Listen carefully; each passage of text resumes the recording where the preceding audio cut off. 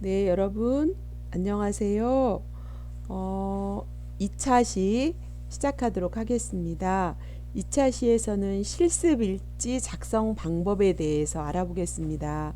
여러분, 실습 일지를 어떻게 작성할까 되게 궁금하시죠? 자, 이것도 한국사회복지사협회에 양식이 있고, 제가 여러분들에게 학교 홈페이지 가셔서 다운로드 받으시라고 말씀드렸죠? 네, 그거 다 받아 놓으셨죠? 그래서 여러분이 USB에 저장된 건 가지고 이제 거기 양식에다 작성하는 건데 하나하나 알아보도록 하겠습니다. 음, 자, 실습 일지가 여러분이 120시간인데 8시간 하는 사람과 4시간 하는 사람에 대해서 일지의 양은 달라지겠죠? 모두 합해서 120시간이 될 수 있도록 일지를 작성하셔야 됩니다. 뭐 하루에 8시간이면 8시간이고 4시간, 또 어떤 사람은 6시간, 4시간 이상 하셔야 됩니다. 그것들이 총 합한 시간이 120시간이 돼야 되는 거고요.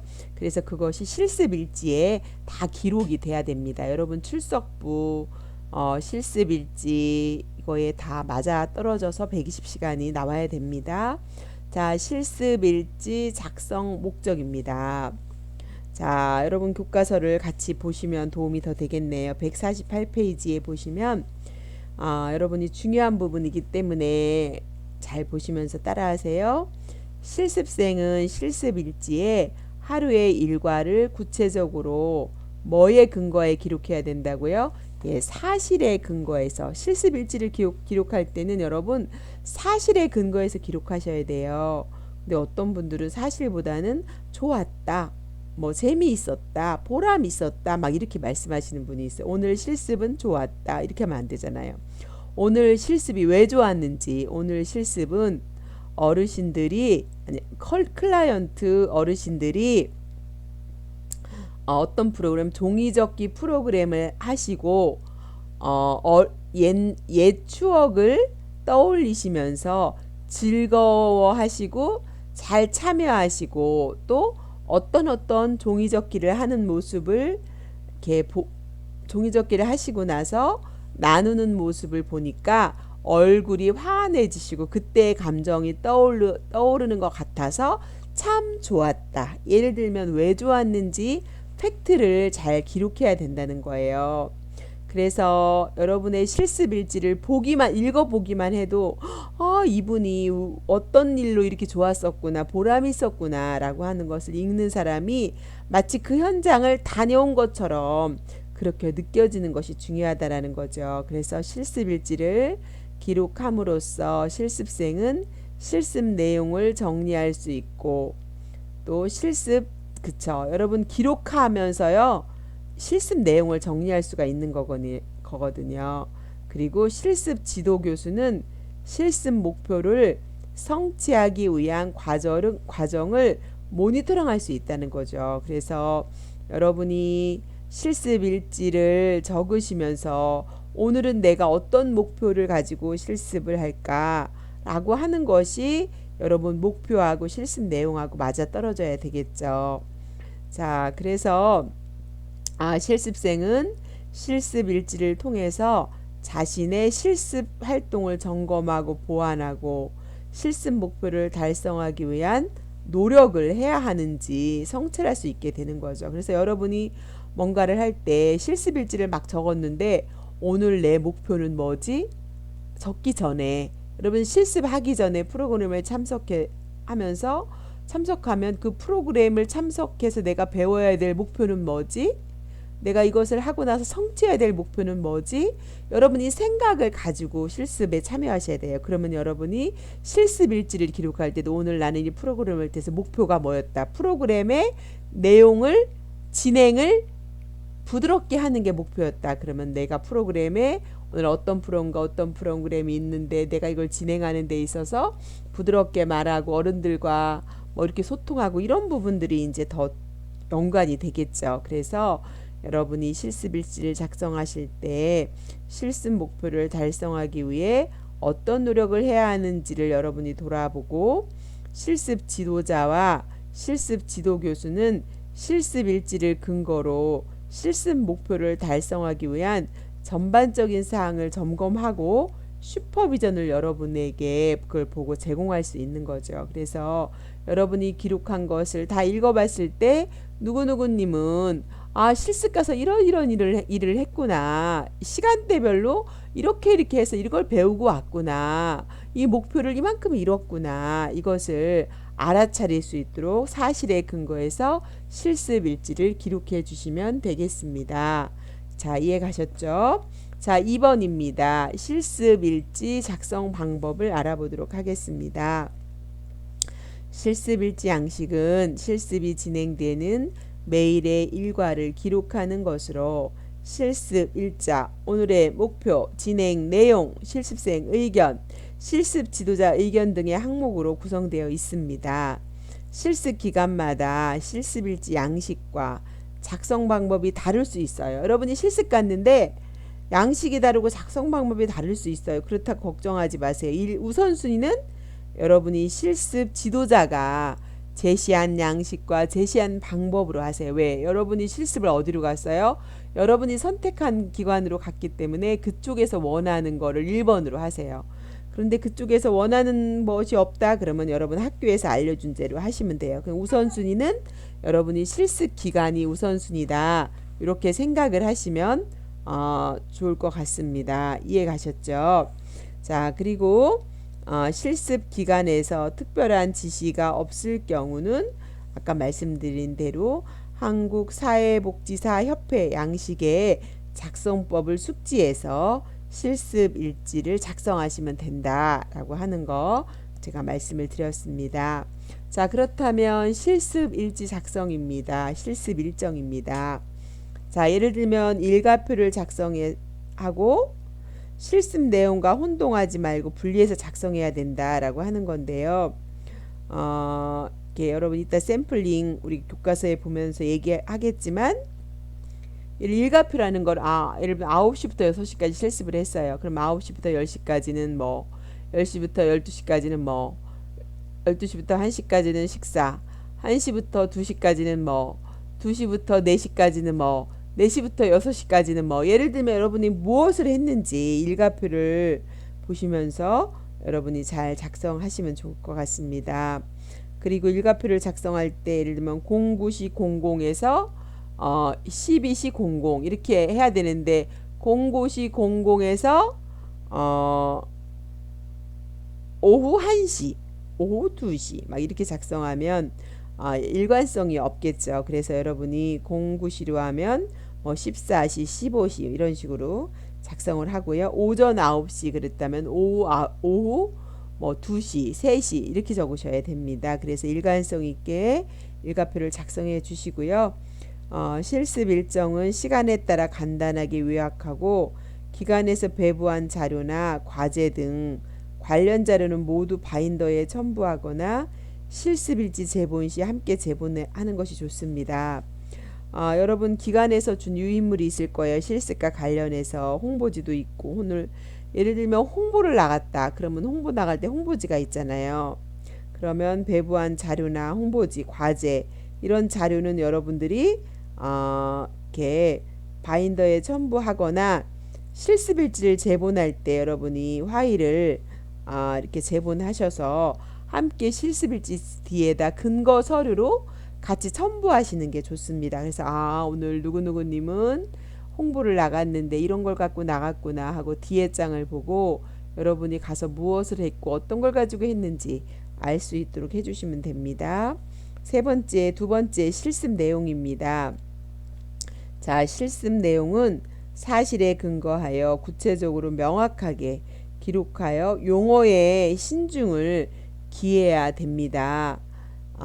예를 들면 오늘 어떤 클라이언트는 볼일을 본 후 손도 씻지 않고 뭐 이렇게 음식을 먹었다 이렇게 썼어요. 그러면 여러분이 볼일을 본 후 이런 것보다는 전문적인 용어를 쓰셔서 배변 후 뭐 어르신은 이게 아니라 클라이언트는 누구누구 클라이언트는 이렇게 아이는 지역아동센터 갔을 때 아이들이 참 잘 학습을 잘 뭐 따라했다 이게 아니라 클라이언트 또는 클라이언트 누구누구 아동은 뭐 이런 식으로 쓴다든가. 그래서 여러분들이 용어에 대한 걸 잘 해주시면 좋겠습니다. 그래서 149페이지 제가 써놨죠. 예를 들어서 볼일을 본우가 아니라 배변우, 아이들이 아니라 클라이언트, 긴급하고 힘든 상황이 아니라 위기 상황, 이렇게 여러분의 용어를 전문 용어로 바꿔주시면 좋을 것 같습니다.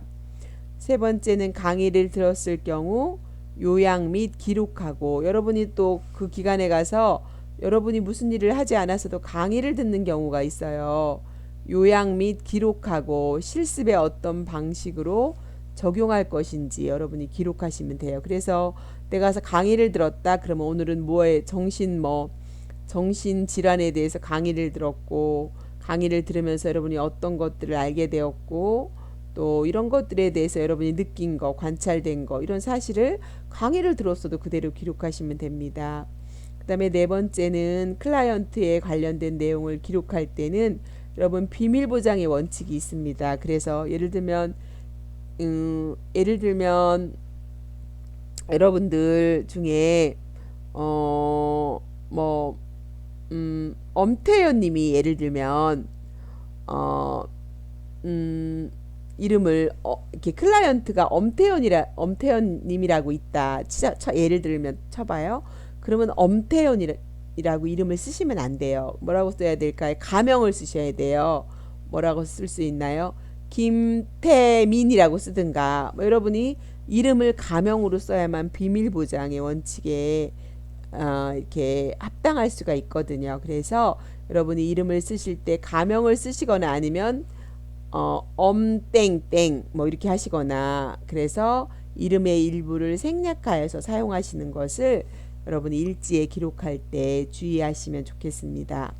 그 다음에 실습 기간에서 과제를 부여했을 경우는 그것을 제가 아까도 말씀드렸지만 과제를 주는 기간도 있고 주지 않는 기간도 있지만, 과제를 부여했을 때는 여러분이 실습 기록철에 실습일지 뒤에다 첨부하시고, 과제가 너무 많다 그럼 부록으로 이렇게 첨부하시는 걸로 하시면 될 것 같습니다.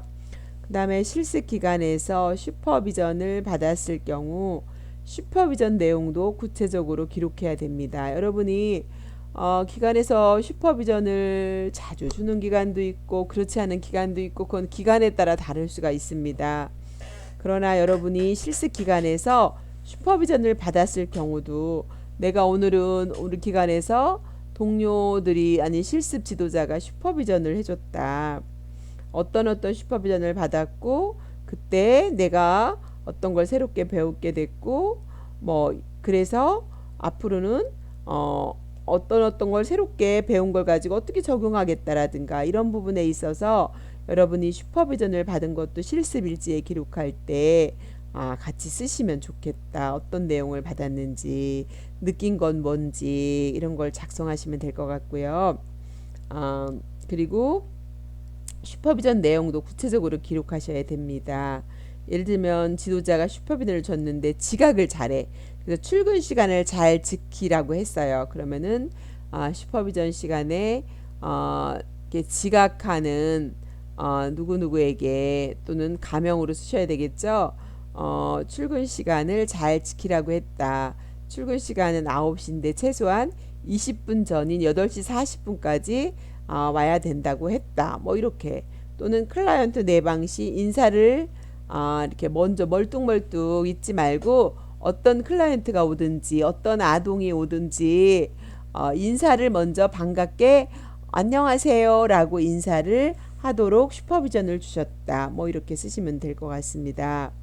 무조건 오늘은 슈퍼비전을 받았음 이렇게 쓰시면 안 된다는 거죠. 그래서 여러분들이 슈퍼비전 받은 내용에 대해서 기록을 하시라는 얘기고요. 자, 여러분 이해 가시죠? 그 다음에 실습생 의견이 있습니다. 실습생 의견은 여러분이 실습 중 배운 점이나 느낀 점을 구체적으로 제시하여 기록하는 것입니다. 예를 들면 여러분 교과서 149페이지에 나와 있잖아요. 오늘은 보람있는 실습이었다. 이렇게 하시면 안 된다는 거예요. 예를 들면 오늘은 학부모 대상 프로그램의 보조 진행을 하면서 집단 지도자가 참여 대상자들의 질문에 당황하지 않고 수용하면서 대답하는 모습을 보며 참여 대상자를 존중하는 방법에 대해 배운 시간이 되었다. 여러분 이거 두 가지를 들었을 때 느낀 점을 구체적으로 기록한 거랑 오늘은 보람있는 실습이었다 이렇게 기록한 거랑은 많이 다르죠. 여러분이 이런 부분들을 잘 여러분이 보시고 기록해 주시면 좋을 것 같고요. 두 번째는 실습 중 느낀 점이나 의문점이 있으면 실습생 의견에 제시해 주시면 좋을 것 같습니다. 자, 그 다음에 실습 중 윤리적 딜레마를 경험한 경우 상황을 구체적으로 기록하고 실습생으로서 대처 방안을 제시해 보면 좋겠습니다. 또한 이에 대한 슈퍼비전이 이루어질 수 있도록 하시면 좋을 것 같고요. 실습 중 직면하게 되는 불만 사항이나 어려움이 발생하여 실습 지도 교수 또는 실습 지도자와 논의가 필요한 사항은 공손한 문체로 기록하면 좋을 것 같습니다.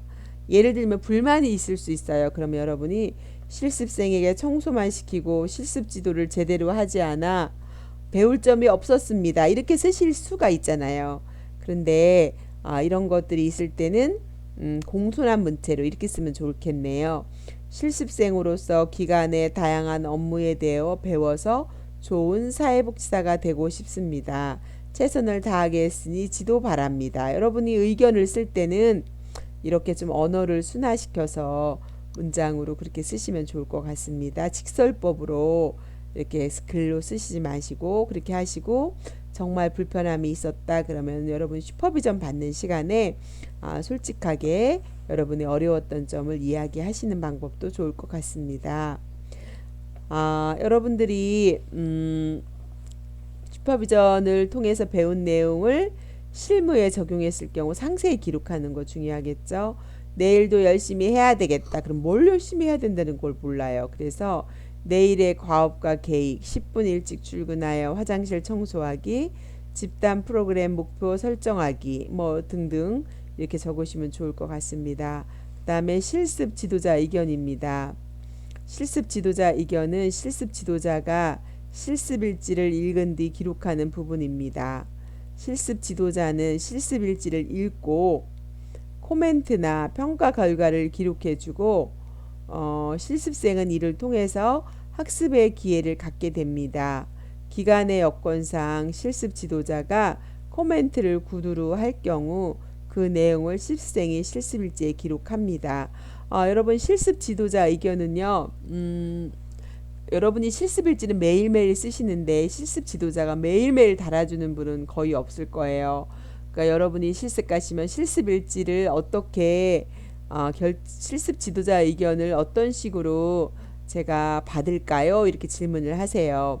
그러면 어떤 분은 일주일에 한 번씩 달라고 하는 분도 있고 어떤 분은 한 달에 한 번, 어떤 분은 실습 끝나기 전에 다 모았다가 달라고 하셔서 실습 지도자 의견을 다 읽어보고 워드로 달아주는 분이 많이 계실 거예요. 그래서 여러분이 파일에다가 기록한 걸 파일로 메일로 보내주시면 파일에 답글을 달아서 주시는 분도 계실 것이고 파일에 댓글을 다는 것이 아니라 자필로 여러분들에게 써주시는 분도 계실 거예요. 그런데 이것은 기관의 특성에 맞춰서 그렇게 하시면 됩니다. 그래서 여러분이 이렇게 지도자 의견에 코멘트를 받으셔서 여러분이 실습 일지에 보면 결제란이 있습니다.